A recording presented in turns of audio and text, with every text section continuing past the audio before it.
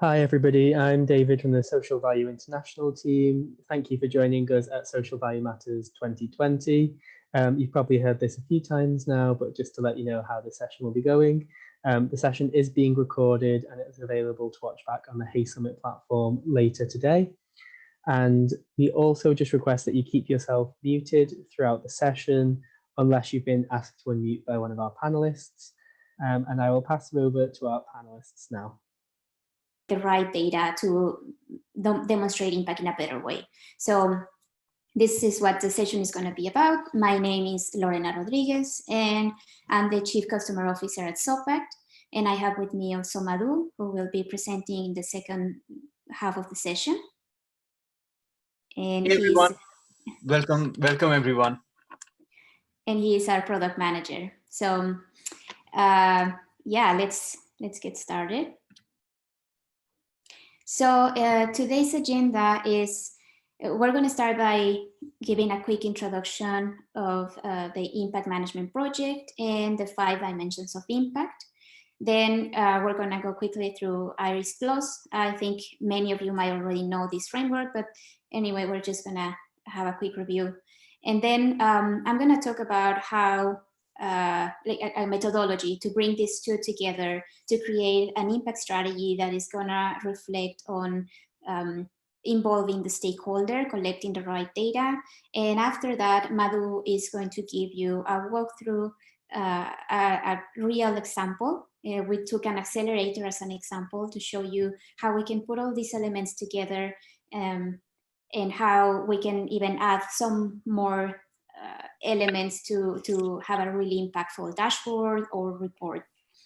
So that is the purpose of today. And so by now you must be wondering who we are and why do we know about this topic. So as I mentioned before, we work for SOPACT. SOPACT is a California-based social enterprise committed to helping organizations measure impact by involving their stakeholders. And we have a platform called Impact Cloud. This platform helps organizations to collect, manage, analyze, and report impact data for different purposes. Could be for their own learnings or to report to their funders, etc. And we have been around since 2015. And in this time, we have talked to many different types of organizations with complex initiatives, projects, funds, and this. And in this complexity, we have learned also that there could be many different frameworks involved. So IRIS and the Impact Management Project are just a couple of examples, but we have also been trying to understand how to bring these different frameworks together and simplify them in a way that we can help our clients implement something that is more actionable and will help them really demonstrate impact. So this is a kind of part of the learnings that we were trying to bring together for you. And then we're going to start with a quick introduction to the Impact Management Project. So IMP, or Impact Management Project, is a forum for building global consensus on how to measure and manage impact. And a consensus means that it's not a framework or it's not a standard, it's just a group of organizations, and we have some examples of those organizations here, coming together to try to align and create some best practices for the field, for impact management in general. You will see some of the names here, very, very popular organizations like the B-Lab, the GENE, who are the creators of IRIS+, obviously Social Value International is part of it, and some standard metrics like SASB, GRI. So these are organizations realized at some point that each of them were having some best practices, some frameworks, some metrics that they were proposing, but then having all of these isolated was very hard for organizations to really use them in a way that could be easy to understand and easy to apply, especially for an organization that has never done impact management before. There were too many options. So these organizations came together, to try to come up with some best practices together, and that could apply across different types of organizations, across different sectors, and also help organizations and investors align to the Sustainable Development Goals. And the impact management project came up with these 5 dimensions of impact: what, who, how much, contribution, and risk. And these dimensions are the ones that help us have like a map of the different things that we should be measuring and the kind of data that we should be collecting from our stakeholders to make sure that we have a holistic approach to impact management. Let's go one by one. What means, what are the outcomes that the stakeholders are experiencing? And are these outcomes positive or negative? Is there any unintended outcome that the stakeholders are experiencing and that might be relevant to them?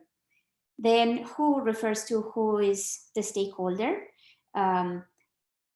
This is related to what are the demographics of the stakeholders, what is this socioeconomic situation, what if these stakeholders are underserved, if they include minorities, etc. And then how much refers to how much of the outcome is happening across scale, depth, and duration. Scale meaning how many of the stakeholders am I reaching? Depth, how deep is the change or the outcome? So if I have, for example, a program to train people, give them some skills to find employment, are they going from receiving the training to just having a new knowledge, or are they going from receiving the training to getting a job? So those are different depths of the outcome. And then duration, which is how long is this outcome going to last for? If I come back in 5 years to gather data from that same group of stakeholders, is the outcome still there? Then contribution refers to would this change happen anyway, even if I wasn't there, if I didn't have that initiative running for that specific group of stakeholders. And this is usually connected to the environment, the context, if there are any other organizations doing something similar, if the government is running any programs that address the same issue that I'm addressing, etc. And then risk is really embedded across the full process of managing impact and collecting data from stakeholders. And the risk can be in many different types of risk. The most common one is a drop-off risk, meaning the risk of the outcome not happening. And to give you an example, again, going back to this skills training that I have, let's assume that in my skills training, I obviously have like a place where people come and receive the training, and then COVID-19 happens and I am not able to have people in a classroom anymore. That is some sort of risk because obviously if I cannot train them, they will not get those skills and they won't be able to get a job, most likely. So these are kind of things that sometimes we cannot foresee. Something like COVID-19 is very hard to foresee, but some other things we might be able to keep them in mind based on, for example, the socioeconomic situation of the country, based on the politics, you know, the weather, different things that we can just keep in mind to be prepared and plan for things that might go wrong while we're trying to deliver this outcome for our stakeholders. Now, as a quick introduction to IRIS Plus, again, this framework is by the GIN, and IRIS Plus is the generally accepted impact accounting system that leading impact investors use to measure, manage, and optimize their impact. Now, IRIS Plus has multiple resources, and most of them are mostly directed to impact investing, but they do have some other resources that could be more widely used. In this case, what we care more about is the metrics catalog. This catalog is already aligned to the Sustainable Development Goals and to the Impact Management Project. So IRIS Plus has come up with some templates according to the area of focus, for example, education or agriculture. And this template has the most commonly used metrics from the IRIS catalog, and they are also classified by each of the 5 dimensions of impact, and some of these metrics refer back to a sustainable development goal. So they have everything pretty well structured. This is very helpful if it's the first time that you will be measuring impact. If you are not sure where to start, you can always go to that as a good resource. It's a good source of inspiration. And just to show you quickly about, if you want to learn more about these 2 resources, let me see if I can switch right here. So this is the website for the Impact Management Project. If you're interested in learning more about what they do, they have multiple resources, use cases, things that you can download and just learn more about it. And then this is IRIS Plus. So the website is iris.thegene.org. You can actually go there and create an account. It's free. And you will find the ability to access to these templates that I was mentioning, either by impact category or by alignment to sustainable development goals. And if you choose any of these, for example, agriculture, they also have like specific themes, let's say smallholder agriculture. And all of these templates will contain different metrics that could be potentially used. So if we go to core metrics set, they have the same structure of what, who, how much, and some resources and metrics that can be used in each of these steps. So we're going to talk a little bit more about this, how we can match metrics with each of the steps in our presentation, but this is just a great resource that I thought you could take advantage of. So I'm going to go back to my presentation. And now that we have talked about Impact Management Project and IRIS Plus, we just want all of us to be on the same page regarding stakeholders' voice. What is stakeholders' voice? What does it mean? And here we can refer back to the first 3 principles of social value, which is involve stakeholders, understand what changes, and value the things that matter. So to us, having the stakeholders' voice is involving the stakeholder from the beginning, learning what exactly are the outcomes that are important to them, what is it that they need to improve before we even start an initiative or a program. Then understand if those outcomes are really happening, how deep are they happening, and then value the things that matter, which is, are these outcomes relevant to the stakeholders? Is there any unintended outcome that is also relevant to the stakeholder and we didn't even foresee at the beginning of our program or initiative? So now I'm just gonna talk a little bit about how to take these 3 different pieces and put them together in a framework or a methodology that could help you manage impact. So No. I think someone has their mic on. Okay, so here in what, which is the first dimension, there are certain questions that we can ask ourselves about our program or our initiative that will help us understand exactly what kind of data we need to gather to demonstrate this part of the 5 dimensions.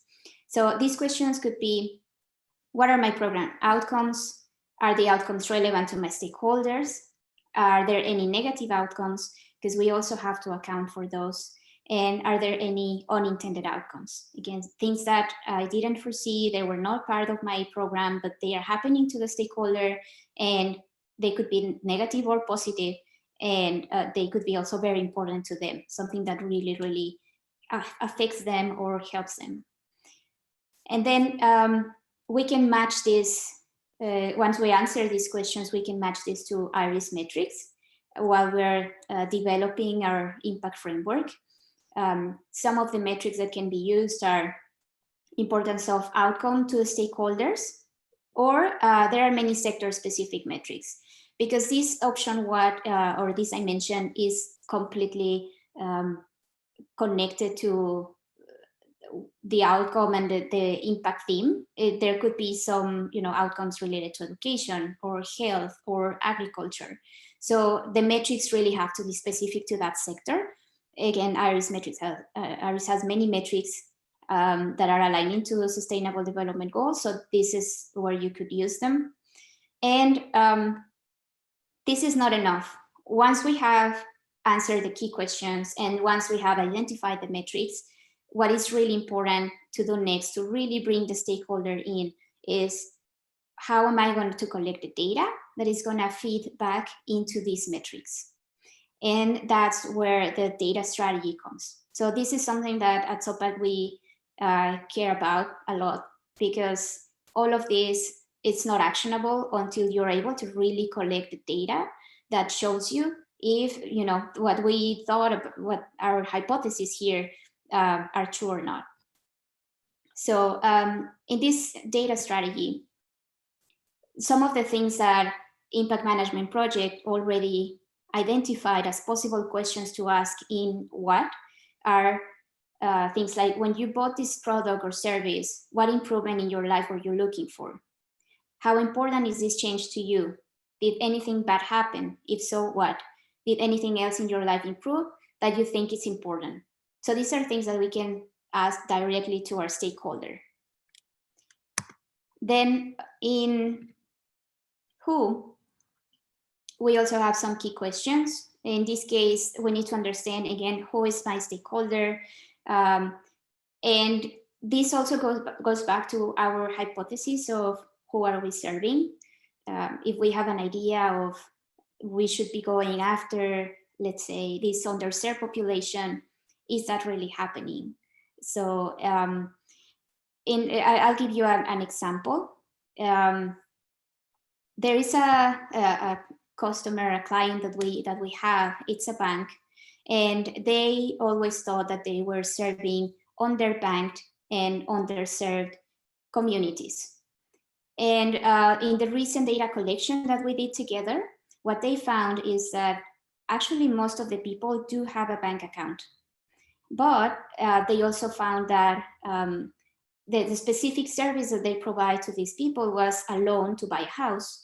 And most of them said that if it wasn't for this bank, they wouldn't have been able to get that loan because other banks had already denied the loan to them. So in this case, they were able to see that the stakeholders are not really underbanked. They do have a bank account, but they are underserved, because if this bank wouldn't have given them the loan, they wouldn't have been able to get it from anywhere, any other bank. So the IRIS metrics that align to these kind of questions, there are many actually. We have target stakeholders, stakeholder demographic, the stakeholder setting, which is more about the economic background, stakeholder geography, socioeconomics, if we're talking about female stakeholders, minorities or previously excluded, etc. And then to be able to feed these metrics, we obviously need to collect the demographic information when we're providing a product or service. And This usually happens right at the beginning, whenever we're going to collect data from them for the first time, or whenever they come to signing for, let's say, my workshop, going back to the example that I was talking about before. From the beginning, we need to know who are these stakeholders and gather as much information about them as possible. It doesn't need to have like personal information, like their phone number or email address or anything, but the demographics are very important to us. Now, in how much, the key questions would be how many of our stakeholders are truly experiencing the outcomes, how much of the outcome is happening, or how much things are really improving for them, and is the change durable or sustainable. In this case, it's hard to give very specific examples on IRIS. Again, there are many metrics that talk about number of percentage of stakeholders experiencing X or percentage change in X. We have, for example, an example that I can think about is revenue growth. That's a quick metric to just measure change over time. So yeah, there are different options. Again, this one is more related to what is your impact category or impact theme.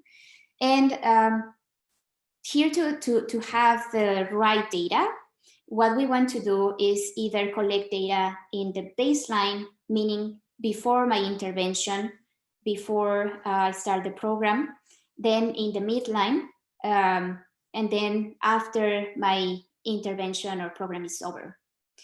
This is one option. Another option could be baseline, and then every quarter I collect data, every year, every month, depending on what my program is about and how often I will be providing these products and services for the stakeholders. We can define like different cycles to collect the data, but it's very important always to have a baseline, because the baseline is going to tell us what is the state of the stakeholders before we even start the program.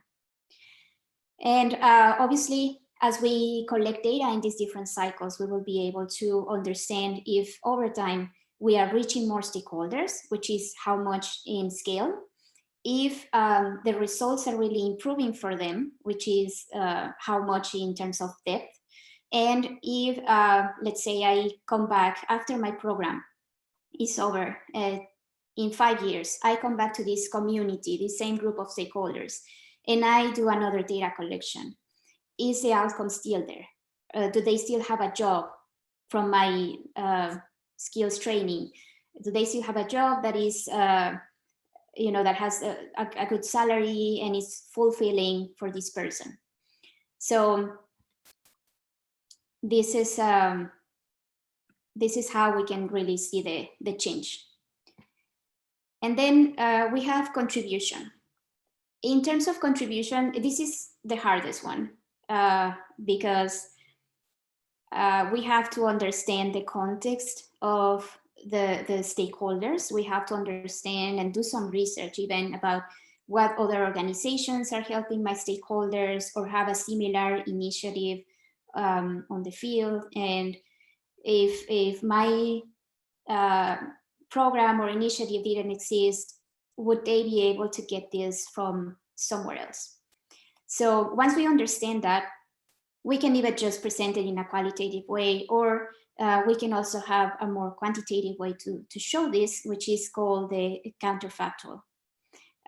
This again is proposed by the Impact Management Project, and it relates to how much depth, or the calculation is how much in depth of the outcome is happening, minus what would have happened anyway. So going back to the case of the bank, the example of the bank, they realized that 30% of people would have been able to get the loan somewhere else. 70% didn't have another option. So in that case, they would be able to say that their counterfactual is 70%. Now, again, this is more like a theoretical part of how we can bring all of this together, what kind of data we should be collecting. really, once you have the data, you can also add some other techniques on top to bring a better analysis beyond just maybe seeing the distribution of my stakeholder by the demographic information, or okay, I am reaching 100 people this quarter, and then next quarter 120. Beyond that, there are other things that we can do to make it to make the reporting of the data more impactful, and also for us to really understand what's happening, if we're making a difference or not. So with that, I'm gonna let Madhu explain a little bit more about this impact management in action. How do we bring all of that together? What tools do we need? What techniques do we need to, at the end, show a very impactful dashboard? And he will also show you the example of a dashboard, again, based on the accelerator program. So Thank you so much, Lorena, and welcome everyone again. All of the things that you heard from Lorena from a very theoretical point of view, of applying IMP, using Iris Plus to measure and manage impact. We are kind of going to see that in action. Like, if you were to put all of that in practice, if you want impact management in action, what is it that you would need? This is the section where we are going to explain that. We use Impact Cloud. We work at SOPACT. We develop Impact Cloud. That's the platform that we use to measure and manage impact. But we are going to walk you through all the basic, the fundamentals that you need to manage impact. Whether you use Impact Cloud or not, those are the 4 fundamental things that at the very basic level you would need to kind of measure and manage impact. We could go to the next screen, Lorena. Yeah. So three fundamental things, and we'll get into the 2 here, which is knowledge and technology. Of course, you need intent. First thing that any organization requires is to have that clear intent of that they want to measure and manage impact, and not just impact from a financial perspective, but also from a social impact perspective. What are really the negative impacts that you may have on people and planet through your products and services? So that's the most basic thing. We are not going to touch the intent part, but we thought it was necessary to bring it up so that people clearly understand that without intent, the other 2 really don't matter, like, because you're not going to do that anyway. So we're not going to talk about intent. Second is knowledge. When we talk about knowledge, it involves the know-how of coming up with impact framework.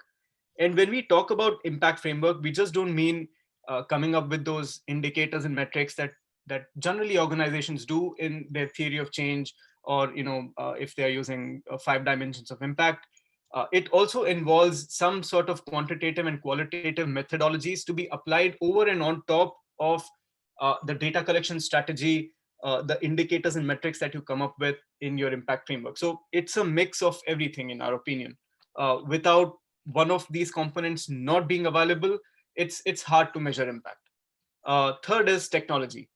Technology is to ease out all of these things that you've come up with in the knowledge part of it, be it the framework, be it applying the quantitative and qualitative methodologies. All of that, it requires technology so that you're able to run your entire process in a very efficient manner. Maybe we can go to the next slide, Lorena. Thanks. Let's talk about knowledge first. Impact framework. This, I'm sure most of the organizations are familiar with, let's just say, theory of change, if they use a theory of change, or a logic model, or log frame, as it's generally known in the monitoring and evaluation field as well. You come up with your indicators and metrics that you want to keep track of. You kind of are thinking through, how do I collect data so that they can inform, or all of that data can be summarized on that indicators and metrics. But in addition to that, we feel that alone is not sufficient to measure impact, because again, when you look at metric, it generally happens to be, okay, percentage of people, or number of people. It's a snapshot of data in time. We feel that there have to be some sort of methodologies applied over and on top of this data that you would end up collecting, And we recommend collecting data directly from stakeholders. And that's what this session is all about, which is be close to your stakeholders, collect data directly from them, not really from the intermediaries who might already be summarizing the data on those indicators and metrics that you come up with. Because applying those quantitative and qualitative principles allows you to kind of process all of that stakeholder data to really inform on the impact that you have on people. And in this case, we are going to take a very simple example of an accelerator. Now, accelerator is an organization that offers advice and support for early stage businesses. I mean, you may already know that. I just wanted to put that definition out so that just in case if someone is not familiar with that keyword, they also understand. So accelerator is someone that helps startups or small businesses to grow. That's what an accelerator means. The second thing in knowledge is what data to collect from stakeholders. Now, this is absolutely important because we've seen organizations, they collect lots of data, and many of the organizations do reach out to their stakeholders, but the kind of data they end up collecting from stakeholders, they don't really help in measuring impact. When I say that because we've seen organizations collecting operational data. And when we say operational data, it also involves all of this demographic information that you may be collecting, which is okay, but it's not really helpful in understanding the impact. To understand the impact, like because we are going through the 5 dimensions of impact, it is very, very important to ask or collect the data in the right way. Now, as an example, we've just taken a very, very simple example of the kind of data that you can collect. And this refers to the impact, and this actually goes back to how much dimension of 5 dimensions of impact. For example, if an accelerator was helping, let's just say, a cohort of 40 companies, and they were, and obviously all of these different companies, they're at different stages. Some are in idea stage, some may have a product in the market, some may have product and they may also have users, some may also have revenue. So there are different stages in which these companies are at when they actually join the accelerator program. So in the how much, like one of the questions that you ask to see if the accelerator was able to help the organization, and let's just imagine that accelerator was working towards having a deeper impact on the number of users that end up using products and services from those 40 companies that are part of the cohort. One way to ask that is, did the number of users of your product increase over the program? Now, this is a very binary question. It's like either a yes or no. We think a better way to ask this question is how many users do you currently have, and asking this in different points in time. What Lorena was explaining earlier, conducting or collecting these data in different points in time. For example, before even the program starts, if we say how many users do you currently have, they may come up with some answers. During the mid of the program, if you ask the same question, then you have a clear indicator on whether their users are increasing. And by asking some other questions, you may also come up with a clear indicator on whether you have been having an impact on the companies for them to increase the number of users of their product. So this is just a very, very simple example. We recommend companies, or in this case accelerator, to not ask leading questions or not ask questions that will inherently lead companies to give out a biased answer. Maybe we can go to the next slide, Lorena. Next is technology. Now, after the knowledge, obviously to apply that knowledge, you need some kind of technology. You need some kind of survey tool so that you are able to collect that data. And we feel these four points that you see on the slide, they are absolutely important. First goes to the longitudinal surveys. For those of you who may not have heard of that keyword, longitudinal surveys, it's basically collecting the same data in different points in time so that you are able to measure progress in a very systematic manner. And because we are taking accelerator as an example, we are taking a very, very simplistic case of that accelerator conducting a program for the duration of, let's just say, 3 months. And you are collecting the pre-survey, which is before the cohort actually starts or works through the program. midpoint is middle of the program, maybe 1.5 months, and then post pivot after the program is done, what is the state of those enterprises who were part of the cohort.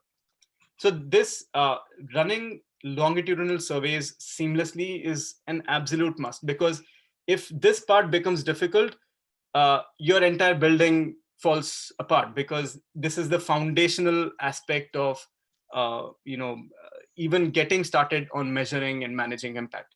Rest cannot stand if that you have not figured out. It's very simple. Second, once you have all of that data collected, and this is assuming that you, in your impact framework, you have actually thought through the indicators, metrics, you've thought through what is the quantitative and qualitative methodologies that you're going to apply on top of the data to derive impact. That is a second part that is absolutely important. This gives you the ability to truly analyze the collected data, to mix and match different data points that you may have collected in the longitudinal survey, and to come up with that impact. And we will run you through an example as well. We have a very simple impact dashboard created for this accelerator example. I will go through that in just a couple of minutes. Third point, again, demonstrating impact through a dashboard. Now, when generally what we sense or what we see is, and this may be controversial, maybe you don't fall in that as well. Apologies if I hurt anyone, but a lot of organizations get caught up in what, I want maps to be shown, or I want this to be shown on a pie chart. No, like, this is demonstrating impact in the most effective manner possible. If that point comes through, if someone is able to look at your dashboard and say, oh wow, this is the impact they have had on this enterprise, or this accelerator has had this impact on all of its enterprises put together, that's it, that's about it, that's impact. It doesn't mean you need to have jazzy visualizations that many people are caught up in that. And when we've seen that time and again, like, oh, this is a bar chart, what if this was like a map? No, like, it's just a better, probably more beautiful representation, but it doesn't add any more value than what you're seeing on the screen at that point in time. So this is basically taking away focus from those aspects. And finally, once you have all of these 3 points figured out, you have established that on your tool of choice, we use Impact Cloud. The fourth step is the ability to manage that data on a continuous basis. So this is not, impact is not just snapshot in time. You need the ability to run through this process, make tweaks, make changes, because it's very, very difficult to get this whole methodology right the first time when you implement it. You need to change the questions that you ask. You need to collect data on different data points in the longitudinal survey. So all of that tweaking, and also you will have to change the methodology that you would apply on top of all of this data that you've collected. So that ability to manage that data on a continuous basis and to do that seamlessly is very vital. So these are the 4 fundamental things with respect to technology we feel an impact management process should have. Yeah, now let's look at the dashboard as an example. We've built a very simple accelerator dashboard for everyone to see. Maybe you can switch to that, Lorena.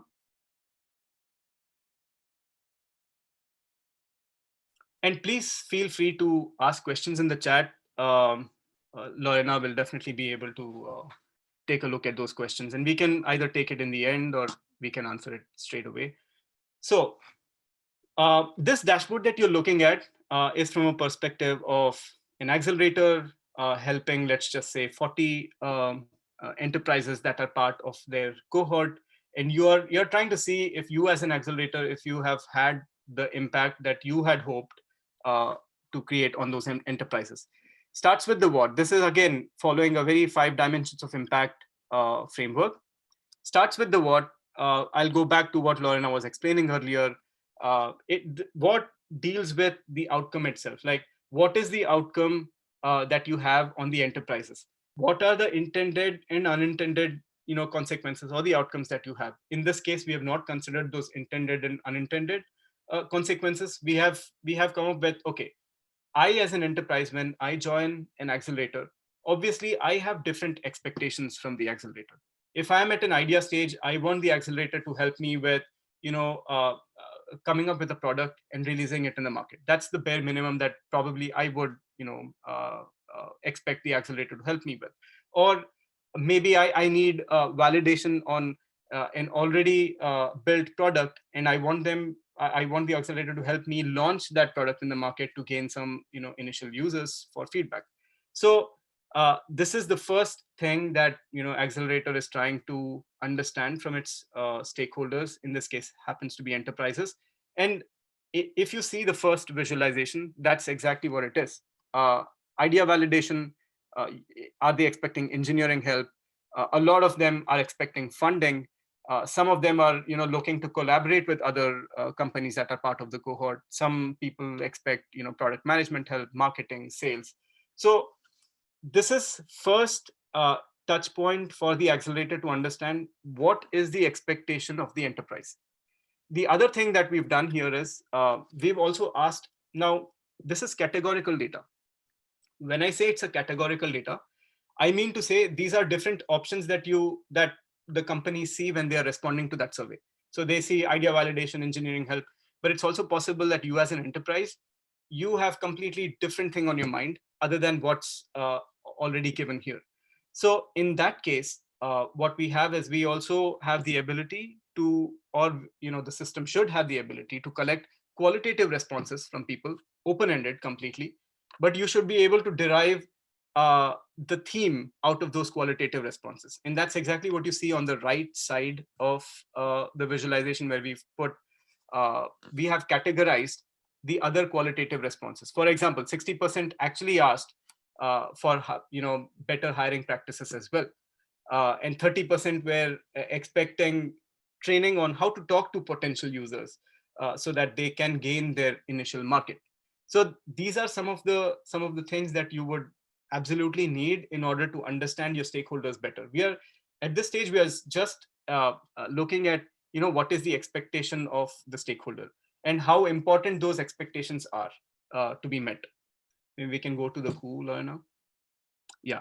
So again, going back to the theoretical part that Lorena was explaining earlier, who delves deeper into who is it that you're serving?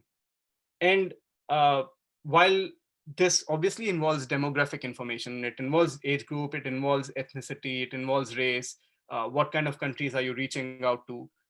What is like really most important here is how underserved those enterprises are. If most of the enterprises that you're serving already have a product in the market, they already have users, which means the impact that you may have on them may not be as big an impact as opposed to, let's just say, an enterprise in an idea stage. And by the time the 3 months is done, you have their MVP up and running, it's launched in the market, and it gains users. That's a very deep impact an accelerator can have on a startup or a business or a small business. And that's what that visualization shows you. We can go to how much, Lorena. And in who, basically, that's what you would document, like underserved and demographic information, so that you are able to really see what kind of impact you can have on. Yeah. In the how much, this is where you actually see what impact you have had, let's just say, on these enterprises. The first visualization that I want you to pay attention to is the depth of the impact, which is the right visualization there. And we have these 4 categories here: deep impact, medium impact, some impact, and no impact. Now, it's very important to understand here that this is basically data analysis and combining different data points to come up with this kind of this kind of a visualization that anybody can see and say, oh, okay, 20% of the enterprises that this accelerator was serving, they have had a deep impact on them. And when we say deep impact, just giving you an example, the methodology and the quantitative and qualitative principles that gets applied over and on top of the data, in this case, it happens to be, we are just checking how many of the enterprises were in idea stage during the pre-survey data collection, and how many actually went to product launched with some users in the post-survey. That's a very, very deep impact an accelerator can have on an enterprise. So this 20% that you see, the deep impact, is actually a combination of revenue, number of users, if the enterprise was in idea stage even before they became part of this accelerator cohort, and many other data points that actually talk more about the depth of the impact that this accelerator has on enterprise. And this is a very, very vital ability in our opinion, because just looking at, okay, these many in idea stage, these many in revenue stage, it doesn't really help you. It doesn't really give you that that analytics on how deep your impact has been on these enterprises. So you need these methodologies to be applied on top of data, so that you are able to give this kind of analytics to anyone that may be interested in. Maybe it's the investor in your accelerator, for all we know. The other visualization that I want you to pay attention to is these two. Now, going back to the kind of questions that we can ask with respect to the outcome itself. Now, if the number of companies, like for example, who were part of the cohort, you can clearly see in the right side where we have active users across stage, in baseline, midpoint, and post pivot, you see the number of companies that say no to number of active users. It is decreasing gradually, while the companies that say yes to number of active users for their product, it's increasing gradually. This gives you a very, very clear indication of what has really happened in those 3 months. Now, it's a completely different topic as to if your accelerator was the sole responsible party for this impact or not. And that comes as part of the contribution, where you are systematically collecting data. And that's really, really hard, honestly, because it also involves you to collect data that you may not be directly responsible for. Maybe the startups are also part of some other accelerator. Maybe the startups have some advisors that are really, really good, that they are getting one-on-one help from. So there are many other factors that you would need to consider in order to effectively say that, okay, I'm responsible 100% for this impact that I have on my stakeholders. In this case, it happens to be those enterprises. Maybe we can go down a little, Lorena. And yeah, I mean, you can also, obviously, in this case, it also happens to be like, what kind of assistance did you receive from this particular accelerator? And you will be able to obviously look at the kind of impact that you had because you assisted them with these things. And because of that, their number of users or their revenues has been increasing. So all of that becomes part of your how much. Let's go down, Lorena. This is about the contribution. Again, we've taken a very, very simplistic case of asking the startups if they were part of any other accelerators, or if they received any kind of external help. If they say yes, as in this example, like 53% say yes, which means you can't like 100% attribute all of that outcome towards your accelerator. Of course, you've had good impact on them, but you can't really claim 100% of that. Finally, we have risk, where there's as far as accelerators is concerned, this is also something that should be computable. Stakeholder drop-off risk. Now, if a lot of companies that are in idea stage during the mid of the program, if they have not really received any kind of engineering help from accelerator, either to develop their product or to think through how they are able to launch their product, there's a high chance that they are going to drop off. And that happens all the time. And that's why the drop-off risk is like 40% in case of startups, which means you're not having as much impact as you would. This is a risk to the impact that you're creating for your startups. Well, yeah, maybe we can go to the Q&A, Lorena. I hope this gives you a good introduction on how you can at least get started with the thought process on establishing a robust impact measurement and management process. Please feel free to ask any questions. Happy to answer.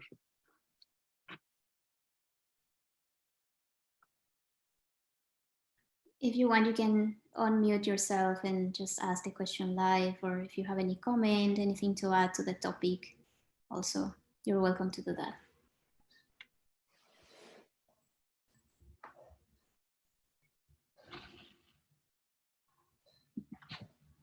We have a very shy group today.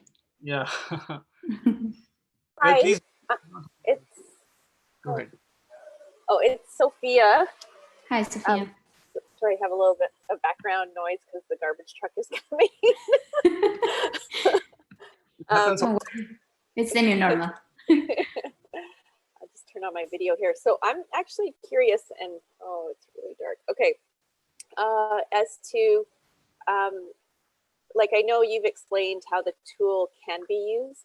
I'm just wondering. I know right now that have there been a lot of people who've been using the tools, and kind of what is the feedback that you've been getting from you know, the people that have been using the tools instead of, you know, looking at doing the research the long way, which is, you know, going back and sorting through it and trying to find out what the outcomes and indicators and the value is. Mm-hmm. Yeah, so to be honest, many of the early organizations we've worked with, they were still trying also to figure out the impact framework. And right now, because we have been able to also put together this framework that is a little more simplified and streamlined, we're able to help organizations better in coming up with this impact strategy initially, coming up with the metrics, and then guiding them through the creation of the survey questions. The tool itself doesn't do it on its own. We do a lot of the hand-holding because it's obviously about the, like we were saying, the context of the organization. We have to consider what are the different stakeholders, and that technology itself cannot fix it, but it does help in streamlining the process.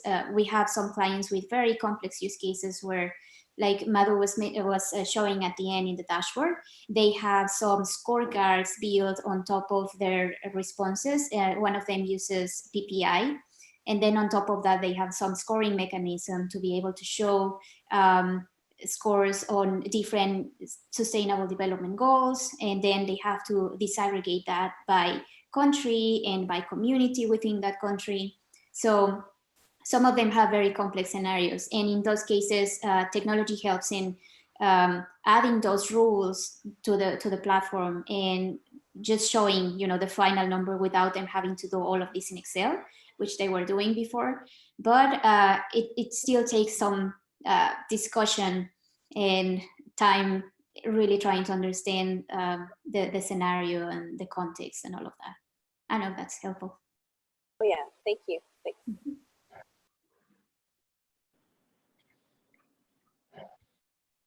Lorna, there are a couple of messages in chat messages. So, so it says, could you give a little bit more detail about collecting data of discount factors?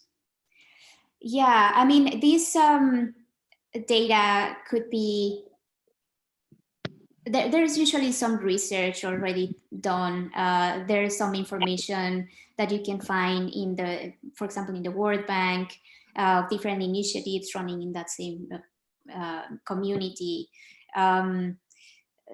Yeah, it's really hard to go ahead and collect it directly from the source as you would do with your own beneficiaries, but definitely we have been able to do that mostly through research, just finding different organizations. There's someone with a mic on.